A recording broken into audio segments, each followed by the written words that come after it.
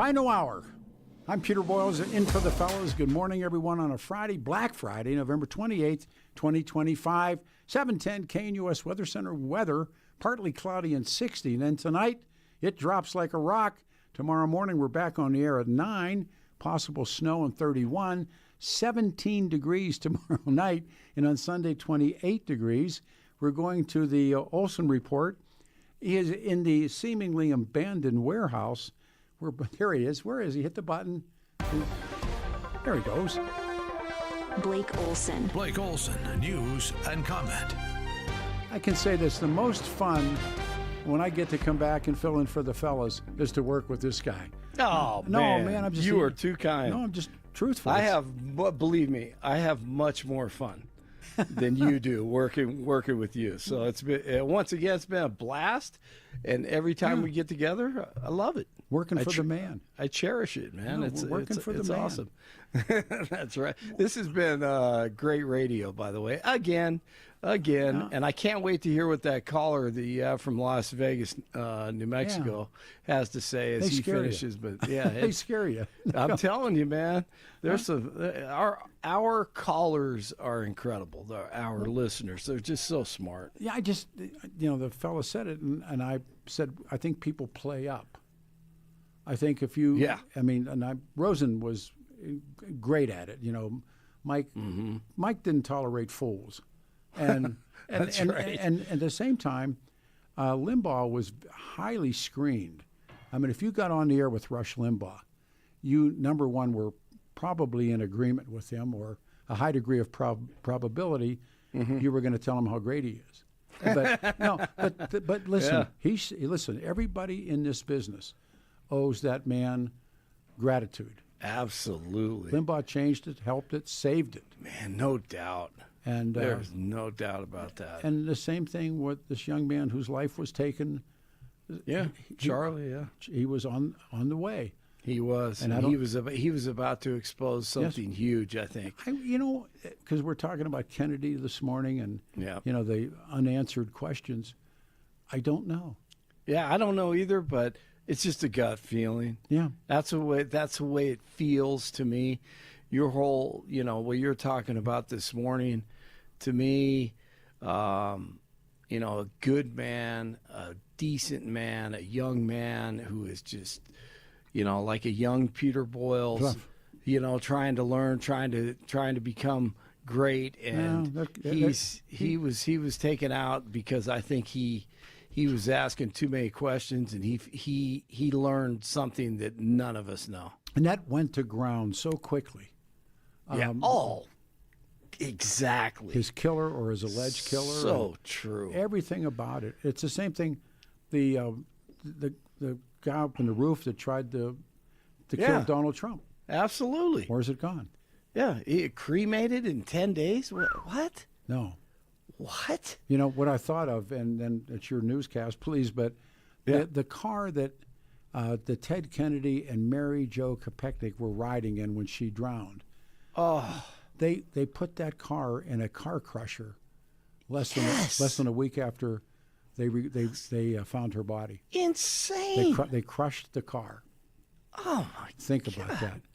Oh, much the same. Yeah, I didn't even know that. Maybe 2 years ago I learned about that. Yeah.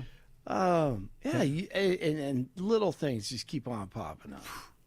Oh, my God. Keep on dancing. And then, like you said, the lies continue. And they do. It's all yours. Yeah. All right. Good morning. It's Friday, 35, partly cloudy in Denver, expecting a high of 59 today. News sponsored by Pastor Camp Heating and Air Conditioning at 303-777-1234 to learn more about special savings opportunities on Lennox equipment. Our top story today is the official kickoff to the holiday gift buying season. As you know, there are still plenty of people out there who still like to go out, shop, and look for deals. Small Business Saturday is tomorrow, though. That's big. And the Small Business Administration is encouraging Americans to take part. American Express created Small Business Saturday in 2010 to encourage people to support the nation's estimated 36 million small businesses. The SBA says with the economy rebounding from 40-year high inflation, there's never been a better time to shop small in support of local businesses. So do not forget that tomorrow. The suspect in the shooting of the two National Guard members on the streets of D.C. is now facing murder, facing a murder charge. The U.S. Attorney for D.C., Jeanine Pirro, announced the upgraded charge this morning following the death of Sarah Beckstrom. That is, it's Beckstrom with an E. The other guardsman shot in the incident, Andrew Wolf, remains hospitalized in critical condition. The suspect, an Afghan national who worked with the U.S. to fight the Taliban, is in the hospital as well. Pirro said the Guard members were sworn in less than 24 hours before the Wednesday shooting. Just horrible. And Pirro livid this morning on Fox News Channel. It's like the 10, 20 million illegals who've been let into this country. We don't know who they are until we suffer the consequences that we have seen in Washington. And I was on that scene, and it is a very sad place. And Sarah Beckstrom and her family did not deserve this. They should have been protected, which is the first order of government. And the left ought to stop their nonsense and recognize that they are not speaking for the American people. They are speaking about ideology and politics. Donald Trump, the president, the attorney general, and myself were interested in the facts, in the prosecution, making people accountable, and rest assured, we will. Russian President Putin says Russia is ready for serious talks about Ukraine and a peace plan. Putin said the plan supported by the U.S. can be the basis for future agreements. It was the first time Putin has spoken publicly about the peace plan since the U.S. recently started negotiating with Ukraine. Denver police investigating a deadly crash involving a fuel tanker that happened Thursday afternoon on Yale Avenue near I-25. This man lives near the crash. Big old boom. The house started shaking, and we didn't think much of it, but came out about 5 minutes later, and there was a bunch of fire department, police cars heard the sirens, and everything started getting blocked off pretty quick. The driver of the tanker died at the scene. The crash caused a fuel spill that crews worked to contain Thursday afternoon. No information about the driver or cause of the crash has been released. All right, it's rivalry weekend in college football, and it kicks off today. So you can enjoy your leftovers, and you've got number 3 Texas A&M and number 16 Texas, Georgia, and Georgia Tech. Should be a great game. Arizona State, that'll be a good one. Tomorrow, Michigan, Ohio State, and also CU takes on Kansas State to wrap up their season. Spurs at the Nuggets tonight. Avalanche at the Wild today. The Chiefs beat the Cowboys yesterday, and the final 31-28. Going for it, 3rd and goal. Can they convert here? Prescott looking around in trouble. He flips it to Williams for the touchdown at the last moment. Javonte was open and waiting for it. To a victory in the 4th quarter. On this drive, I just saw Dak Prescott will his team to the lead right there. No doubt about it. And will this be the end for the Chiefs? Maybe a little too early. They're 6-6, but postseason in jeopardy. Joe Burrow and the Bengals beat the Ravens 32-14. Lions and the Packers. Green Bay wins at 31-24. 31 in Golden, 34 in Aurora, 35 in Denver. The legend Pete is in for Jeff and Bill, and he continues right now. Blake Olson, News Talk 710 KNUS. It'll be mild with a lot of high and mid-level clouds in Denver today. By evening, though, the weather will change. A cold front will come out of Wyoming going down I-25. Much colder tonight, a low near 20. Overnight, a chance of developing light snow.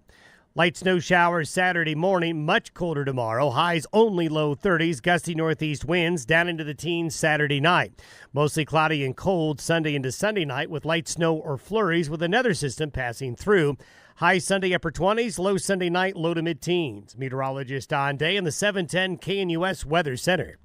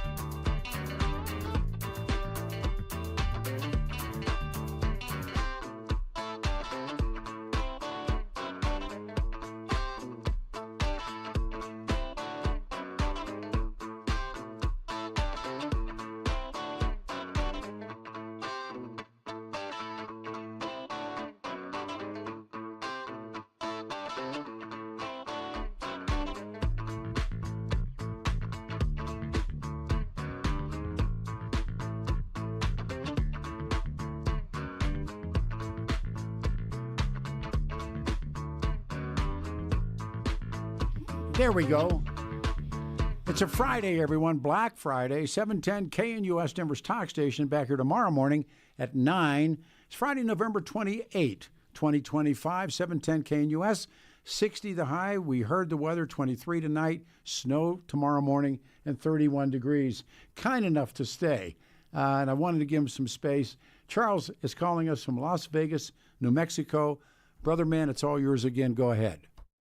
Well, it's an absolute privilege. I tell you, what I've heard while I've been on hold is just, I got a little pen and paper here. I'm not a professional, but I made a few notes. There you go. You guys are, it's incredible to hear of this news you just gave. Is it Blake Olson? He gave an unbelievable report. Yeah. We now have the name Andy Wolf. We say Andy Wolf's name. That's the other guardsman that's holding on to his life. Mm-hmm. And it's just really a pleasure to speak to you, Peter, after all these years. Like I said, I was a long-time Denver person, but I've retired now, and I thought you had retired. Heard you about a month ago, but I couldn't get in. No such luck. Yeah. You still skiing, my man? I'm going to try it. I didn't ski last year. I had some physical. I didn't either. But this year, my ski partner is Gary DeFrange, who is he retired from running Winter Park. So we got this plan. We're both old guys. So I'm going to wait for the absolute right day, and blues and greens, not going to be no Jean-Claude anymore. And we're going to go, and I'll get a ticket, and we'll go run, and we'll see what it's like. And you're going to run the motorcycles too? You're going to do that this year? Yeah. But what I did, and this again, same kind of a thing that happened, I went to a trike, and I tricked my trike up. Good. I got a great trike, and I'm thinking about going back and looking at two. There's a lot of great two-wheeled motorcycles out there, and I'm in a new. We'll see what happens with around some motorcycles and some pretty amazing people, and I miss two wheels, but yeah, give me a short on that. I know I've got to switch to a trike, but give me a short. How is that? You know what? When I first went ahead and got it, and I was kind of snake bit. I called myself the ice cream man from hell, and I'm riding. And then I found this really wonderful two different really wonderful young builders, and one of them has become a very close friend. And Brandon, who called Brando, they have a place called Devil's Head Chopper Shop down in Castle Rock, and he's really become just a wonderful friend, and he's tricked the bike for me so many different ways. And so modestly he said, not because I can do it, because he did it, but I entered it into two different motorcycle shows, and it won first place in both shows. Wow. Yeah, wow, that's awesome. Yeah, well, I had a good relationship with the Honda dealership there, Second in Potomac. I know those guys. Sure. Of course. So anyhow, but Brando and his shop and his wife and everybody that hangs out, they're bikers, and that's to me, those are really special people. Anyhow, so Brandon's done all the work on the bike, and we entered it in the first show, the big show, and it won, and then I entered it into another show, and it won, and so I got the awards, and of all the stuff I've been handed, I got the motorcycle stuff. One's in my bookcase and one's on the wall. So it's wow. That's awesome. They're bikes, yeah. So I'm still riding, yeah. Well, I guess we shouldn't talk about our personal lives, but go ahead. I am glad I had a couple things circled here on my paper. I know you keep saying you're sick and tired of getting lied to, and I agree. I'm sick and tired of people blaming others for everything that happens. I'm not a Hindu, but I know that we can't blame just one source for everything that happens. I don't think anyone's trying to do that, but I do think that if you track this backwards and go back to, I'm using Kennedy because it's a great jumping off point. Do you believe the Warren Commission? Well, I pick up about 1980. I was born in the late 60s. No. I'm just asking you if you've read and looked at the official version of how John Kennedy or who killed John Kennedy. Do you believe that? I'd be very skeptical. That's correct. So here's this, at least in my life, this major place, and they lied to me. I know they lied. I mean, but I don't know what the truth is. But it's like we were talking with a caller earlier. If you take the Warren Commission, which I have, and you read all the different critiques of the Warren Commission, clearly they're telling lies throughout the entire commission. They're telling lies. Now, that you can prove that part against the wall is a lie, but it doesn't mean you know the truth on this part of the wall, but you know the truth is not what they're telling you. And you can do that with, the Gulf of Tonkin. You can do it again and again and again. You can do it all through Watergate. You can do it again and again and again. You can do it to Bush and Cheney on what they did after 9/11. You can put these people together. Now, what's the truth? Who told the lie? I don't know. You can get pretty close with what Bush and Cheney did, and Cheney is clearly the mastermind. He's clearly light years brighter than George W. Bush. And I tried to make this case, and I'm texting with a friend off air, on the day that Dick Cheney dies, and I say this is significant, on the day that Dick Cheney dies, a Ugandan-born Muslim socialist becomes the mayor of the center of capitalism, Wall Street, New York City. There's something there. I can't tell you. What do you think about the Mamdani-Trump meeting that, tried to put a polish on that Trump is open-minded? Well, again, it's so new, and I'm focused on what's going on a couple of these other more powerful moments. But after all the things that they said about each other, and they said about each other, it wasn't Trump just talking about him. He was talking about Trump. And yet he comes in the Oval Office and everybody shakes hands. I was surprised. I will agree. Well, and I wasn't. It's like, if anything, these guys are adjustable. Good word. Yeah, the only American philosophy that's worth anything at all is pragmatism. And what is pragmatism? Dewey teaches us the only thing you are sure of is change. It doesn't mean it's going to be change for good, change for better, change left, change right. But the only thing that you can be sure of in your life is change.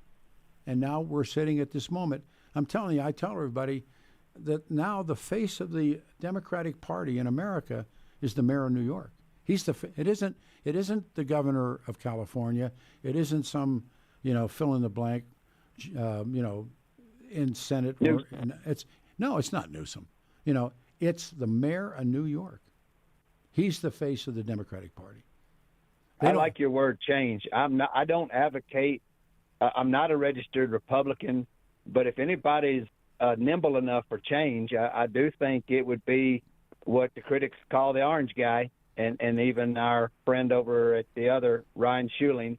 And I don't know if Trump would hate me for calling him that, but I think he's nimble, and I think other politicians are not. He is a total disruptor, and well said. And you do with that man as you may, but I say do it with caution, because yes, it's whatever's going to be is going to be, and the country right now is in an upheaval, and this is just my view of it. Is it in an upheaval for what reason, and who is manifestly unlawful into this equation? And the answer is ain't nobody. They're all here. They're all players. But are they telling you, here's me and here's Peter and Charles, are they telling us the truth, brother? Well, let's have a chat about the Caribbean. I think that real quick, because I got a break. I respect. Yeah, go ahead. I respect all these servants of the, Crow, and Kelly, the astronaut. I respect all these people highly, but I'm concerned that their main, concern is when they say the end of the video says, "Don't give up the ship, don't give up the ship." I think they're talking about don't bomb Venezuela. I think it's probably one of the high marks, or one of the high water marks of what they mean is they're telling military guys, don't hit those boats. At the same time, and if you know how those things operate and you read about the cartels, they take you, and maybe you work on the water. You're Charles, you're just a hardworking guy, and they take you aside and they go, all right, Charles, you're going to run that dope. And you go, I don't want to. And you go, okay, then we're going to kill your family. Wow. And I'm serious. It's called, what's it called? Letter gold. There's a way to say it in Spanish, and I can't. But they're saying to you, now you want to run that load of dope. And now I'm not saying that everybody is an innocent man on those boats, but how many of those guys? They say, okay, you don't want to run the dope boat north. We're going to kill you, and then we're going to kill. Well, first of all, no, we'll just kill your family. Let me get in that boat, and recommending books. But there's a book called Thunderboats, and it's about the original guy that built those cigarette boats. And that's what they were called, and they were they were selling them to the cartels, and they were dope runners, and the guy, she was either his girlfriend or his wife. I think she was his wife. She was the woman that helped engineer with that guy. His last name was Broadhurst, when they had the monkey business shot, and they had Gary Hart on it. And that guy that he was building the boats, and they blew him up, they killed him, and he was Bush's partner, the the governor of Florida. He was that guy's partner in a real estate deal. And so I'm one of those guys that said, well, wait a minute. There's too much similarity here. Too much. These guys are all interconnected. And so when they finally came to him and said, you can't sell the Thunderboats anymore. And what was he going to do? They killed him. So she goes on to be part of a great conspiracy to get rid of Gary Hart. You tell me. I don't know. Yeah, that's a name. Yeah, that little. Yeah, I was a kid, but I know Gary Hart. Sure. And I thank you for your time. Listen. Call any weekend. Be kind, man. Thanks, brother. Is there a way to find out where you're at and when you're on? Yeah, I'm on Saturday mornings 9 until noon, 9 until 1. I do appreciate the cooking show as well with the similar name, Broils versus Boils. Is that right? No, it's Mike Boyle. I tell everybody we're related. He tells everybody we're not. Take care. Thanks, man. Thank you so much. You're welcome. Have a great weekend. Thank you. All right, we're still rolling? Okay. We go here. We go to Sandy in Loveland. Hey, Sandy, you're on the show. Thanks. Hi, Peter. Good morning, and hope you had a wonderful Thanksgiving with your family and friends. Thank you, ma'am. Yeah. Good. I'm calling about the Kennedy assassination and about Jackie Kennedy. And when she was getting on Air Force One with LBJ and company, and they wanted her to take off that beautiful pink Chanel suit covered in her husband's blood and President Kennedy's blood. She said, I want them to see the blood. She said that. Yeah, she said, I want them to see what they have done to the President of the United States. And the other thing is, when they were having the funeral, I think Bobby Kennedy said something to the fact that he didn't want her to walk that whole mile for the funeral procession because it was such a display of them killing the President of the United States in Main Street America. What I read was, and what I've listened to, is Bobby Kennedy hated Lyndon Johnson so much that they were trying to ace Lyndon Johnson out of it. Now, she walked. They all walked. Teddy Kennedy walked, and Bobby walked, and their family members walked. It was a line, if you remember, and they walked it. And Jackie, my favorite story is, you know who Pete Hamill was? Does that name ring a bell? He was a columnist in New York, and handsome Irish kid, and he's gone now, but he wrote some pretty wonderful, at least for me, wonderful novels. And he had written a book entitled A Snow in August. And Bill Owens and I, did this project of everybody in the state of Colorado was going to read one book, and we called it One State, One Book. And we let people choose the book. and they chose Pete Hamill, and they chose Pete Hamill's book. So we collectively sold out the Ellie Calkins Ballroom, and we bought Pete Hamill a round-trip ticket, put him up, and Pete Hamill came to Colorado. And I had met him once before. So this is a true story.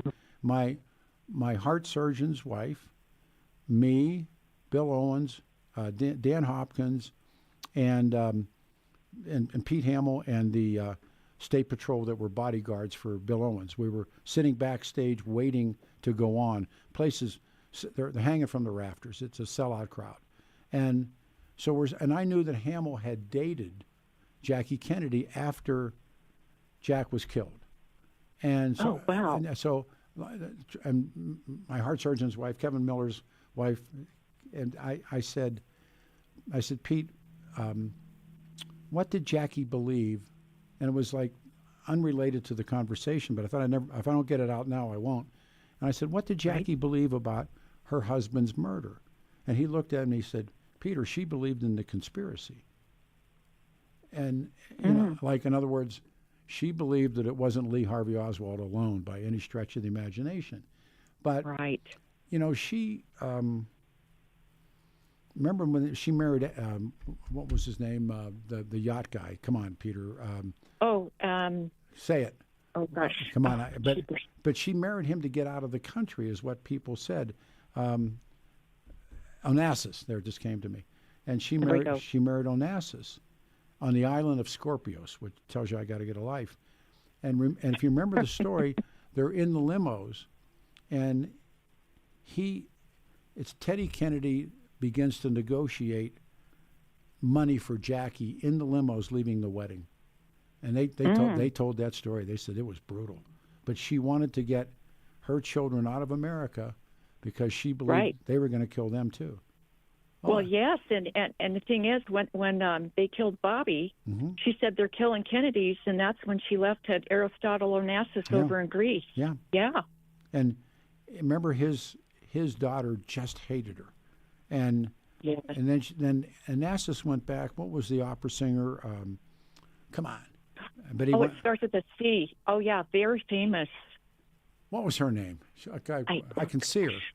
I can too. But he went beautiful lady. Oh, he went back with her, and although he was married to Jackie, he wanted the status of being married to Jacqueline Kennedy.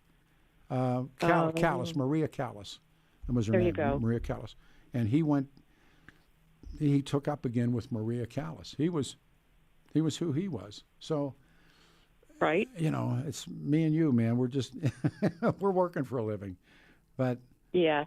There's all kinds of stories about that, about those people, and how much money traded hands for the impact of the marriage, and yeah, no, I always wonder how it affected, like Caroline being the last of that family. I'm curious what she knows, and I'm fascinated by it. One. Yeah. And I think of her often. Yeah, I mean, her brother dies the way that he died. Jackie, of course, was sick. You know, and who's left? Caroline. Right. And now, Caroline. Yeah, I mean, wow, huh? And yes, it is. It's fascinating. Yeah, and they really are Democratic Party royalty. But yes, I still now believe that Mamdani is he is the face of the modern, Democratic National Party. He's the guy. Yeah, he's got the juice. He's got the stroke. That's right. And if whatever's going to happen, everybody's they're gangbanging him, and what's going to happen is the mayor of New York. But when he goes in, and I'm getting a nice text, he said, believes that Trump's a fascist after a meeting, Washington Examiner, today. So they're writing about it today. What are you going to do with guys like that? You're not. Right. Well, they're entitled to their opinion, and I always say if the shoe fits, wear it. If the glove fits, you must acquit. That's right. That's right. What a screw up that was. Thank you, ma'am. Good call. Thank you. Yeah. Thank you, let's Pete. see where we are here. It is 9:34. We got 26 minutes left in the show. 303-696-1971. Are you sick of getting lied to? It's a legit question. We're back tomorrow at 9 o'clock. New book, I should say. It's a new book out now in hardback. I read it in paper, and the book's entitled Family of Spies. And when I was handed it, okay, fine, I put it on the back burner, and then I read it. It's Don't Put Down. So it's World War II, and there's families in Europe. They're in Berlin, and the last name is it's Kuehn, I think, pronounced Kuhn. And so the woman who's going to be on a show with us tomorrow, she gets a letter from a screenwriter and asking her about this story entitled Your Family, World War II Nazi Spies. And she's shocked. She said, what? And then she asks her father, his name is Eberhard, what this could possibly be about. And he stalls, and then he starts to cry. And he says much later, it's in the book, that he knew this day would come. And it's a very prominent family in Berlin, the rise of the Nazis. And the daughter of the family, it's Eberhard's sister named Ruth, she meets Joseph Goebbels at a party. They hit it off, and they have an affair. And Goebbels finds out that she's half Jewish.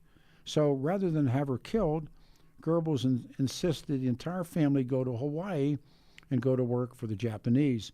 And they're just a few miles down the road from Pearl, and they go in and out of Japan. They get money, and they're living this wonderful life in Hawaii. And then the time comes when their Japanese contacts want them to fulfill what they've been sent to do.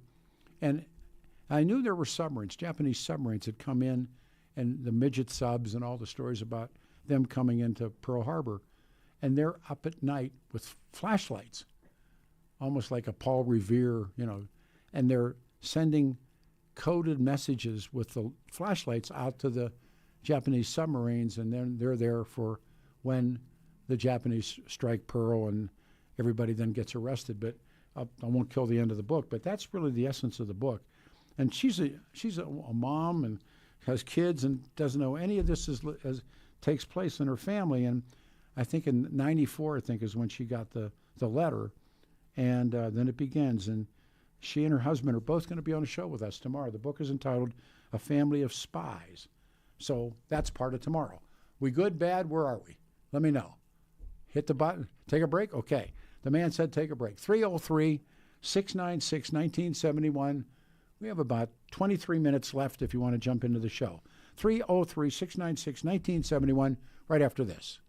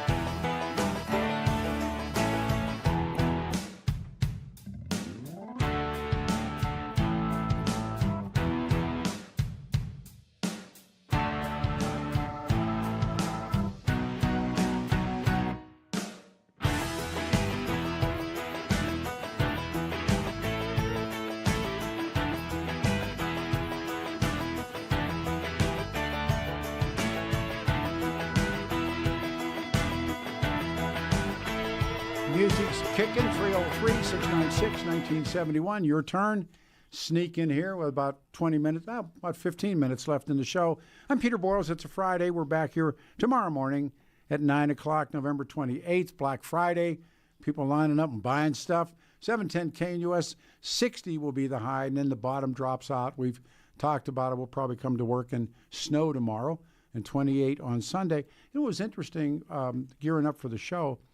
I was this idea of unintended consequences or the unintentional parts, what history brings us. And I'm, as a little history reader, there's time and time again, and if you read history, you'll see, and I don't know when I talk about Bush and Cheney, my disgust is so great, but this Afghan who was in our country and murdered this young woman and drives across country to do so and everything that goes with it, is that an unintended consequence of Bush and Cheney? I guess maybe in a greater sense, perhaps, but my sense of them in terms of history is so rotten that I can't find myself to say it's unintended consequences, but it is certainly the consequences of those men. The American Revolution was, again, fought for freedom and liberty, but it creates this future rebellions and a new system of government that other countries would later seek to become. That's an unintended consequence. The French Revolution, my heavens, the revolution's ideas of liberty and equality and fraternity, and if you read the French Revolution, it was anything but it leads to the rise of Napoleon and all the wars that Napoleon puts Europe in. And in fact, the United States of America buys the Louisiana Purchase. Thomas Jefferson buys it from whom? From Napoleon. Why? Napoleon has a slave revolt in Haiti. He sends his army to put down the slave rebellion in Haiti. And what happens? They all get sick. The mosquitoes get them, and they die. And Napoleon needs money. Unintended consequence. The Enfield rifle, I'm kind of a geek about reading this, then we'll go to the phones. The British, if you remember, they introduced the Enfield in sometime in the middle of the 19th century, but it was usually, remember, they gave it to the Indian soldiers who were Muslims, who believed the cartridges were greased with pig fat. Remember that? And it turns into this widespread rebellion and a costly war for the control of India. Unintended consequence. All right, let's go to Mike. Hey, Mike, you're on the radio show. We got enough time, man. Go ahead. Thank you. Hey, Peter. First of all, it's nice to hear you again. I moved down to Florida, and after you had retired, I'm glad you're back on the air. Well, thanks. Well, this is what I've noticed, an unintended consequence is now every time I go through the TSA, I think of Woodrow Wilson. Yep. And the Treaty of Versailles, yep, and all the crap they did to the Middle East and all this crap and the lies and now we're still paying for it 100 years later. And you know what? We collectively, Western civilization doesn't know crab's rear end about that. You go in the Middle East and you bring it up, and everybody knows all about it. Yeah, they really do. I just finished reading Paris 19. Oh man, 19. You've probably read that three times. But yes, go ahead. Yeah, it's just the lies and the BS and the imperialism, just terminal imperialism. Sure, but remember that was the white man's burden. It was the Christian burden. It was all the wonderful things that the British Empire and the French Empire and eventually the American Empire. Yeah, the great game. The grand ultimate game. Yeah, it was just. Yeah. So every time you go to the airport now, I think of Woodrow Wilson. Woodrow Wilson arguably was the worst president in American history. I mean, you can argue some guys' foreign policy, some guys' domestic policy. Woodrow's got them both. If you think about it. I know. Yeah. And you hear all these people talking about Trump, and it's like, I don't want to talk about Trump today, but when they say he's the worst president ever, I just say, read a book. Please read a book. Well, I said that about everything this morning. Please read a book. But no, I mean, Trump's Trump. You can love him, you can hate him, but the people that have been killed. How many people did George Bush and Dick Cheney kill? Exactly, and he hasn't done any of that. And I tell that to people. Oh well, he's a fascist. But one thing I think Trump could do that I would be supportive is he could join a group of people who just talk and talk and talk. It's called on and on, anon. And on. Yeah, it's called talk radio. But what's interesting is when you approach people about what is fascism, they can't tell you. No, they use the term, but when Obama had the convention, or it was Obama's convention, and we went, and everybody wanted to go to hotels and stuff. I wanted to go down and be with the protesters, so we were in that little civic center park, and Chuck Bonnewell was with Darrell Luby and myself, and they had all these different protesters were there, and they, honest to God, I have a picture of it, and it said, what did it say? It said something about a co-op of people that could never be co-opted. In other words, the whole idea of being so crazy, and they were Bakuninists, and they were there before the Bolsheviks and the Mensheviks, and they're nuts, but they would have never had a co-op. We can't have a co-op. I know. We can't get along. Oh well, and one last piece of good news is today is the 161st anniversary of the Sand Creek Massacre. Oh, there's going right along. I always found the irony that it was like one day after the first National Day of Thanksgiving proclaimed by Lincoln. Yeah, but that was because of the American Civil War. But you're right, and that song that we play every once in a while when the man comes around. Yes. If that's true, we got a lot to pay for, a lot to save for, and yeah, we do. Yeah. So the anarchists had this, and it was Bonnewell and myself and Darrell, and I look over and it says anarchist cooperative, and I said no, it can't be. It's like saying. I don't know what it's like saying. But that's an oxymoron. Absolutely. It's totally impossible to exist. And so we went over, and I introduced myself to this guy. Oh, yeah, he said, we've seen you over there doing radio shows. And I said, do you happen to be Bakuninists? And the guy looked at me like I said, don't you have a head? And I said, Bakunin, the father of anarchy. And the guy's still looking at me. And I'm saying, well, who you are, if proclaimed an anarchist, it's like, you're telling me you're a Christian, and I'm asking you who Jesus Christ is, and you don't know. And so we went on and on and on. I said, it's impossible for you to be, a co-op and to be an anarchist. He said, and he yelled back in the tent, Mary. He didn't know what to say. He had no idea what to say. Well, when Bakuninist, he probably thought you were talking about a black person. And that's what he heard. I hadn't thought of that. Maybe, but those guys are they're who they are. And you watch these guys, and I see them now, and you see more of them, but they use that term fascism, and they don't know what it is. And I said it's the corporate state. Oh, what's that? Okay. Well, in the original word, fascism comes from aphasia, which is a big stick. That's right. The stick you can't snap, you can't break it. And we're going to beat you to death with it. We're going to hit you over the head with this, and we're going to make the trains run on time, and you're going to like us. But one other thing, let you go. The song "Free." I play in bands all the time. Okay.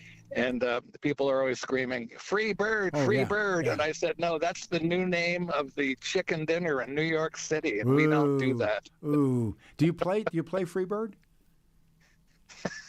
For real? I was in one band where the bass player insisted I play every single drum lick exactly like they play on the 10-minute version. I just told somebody this story. I got to meet Leonard Skinner I don't know. I hope we have enough time. And Leonard Skinner. Yeah, I do. In Sturgis, we had 3 minutes, and I've been going through some bad stuff. And Leonard Skinner, they wrote my life story. It's like, remember that song about, about songs that follow your life, and that smell and all of those. But Freebird, and so one of the guys that's in a motorcycle club I'm in also runs the back of that stage, and I said I want to meet them, and he said I said I don't do this to people, but I want to, and all they're the Van Zants and all those guys, and they came off, and he said this guy wants to meet you, and I walked over to him and I said, you just need to know, thank you, and he said why? And I said, well, your music. And we ended up talking, and he grabbed me and he hugged me. I mean, I broke down. And no, I mean, they're a little sawed off, and he got, if I leave here tomorrow. And the story I'd always heard was, did your brother write this for Skydog Allman when Skydog died on a motorcycle? And, of course, his brother dies in a plane crash. And I said, is that the story? And he said, it's one of them. It's okay. Yeah. Did you ever hear Sad, that? too. Yeah, did you ever hear that he wrote it for Skydog?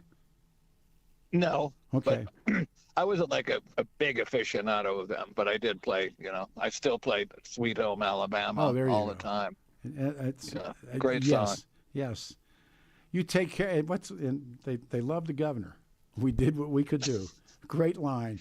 Take care of yourself, man. Thank you so much. Thank you, Peter. It was a great show. It was really pretty kind of free form. Do what you want to do next. It was good stuff. Adam and I and the cast of thousands and the cost of millions back here tomorrow morning at 9. And we'll do the Family of Spies, and we'll take another look at the toy run. So is that it? We running up? Okay.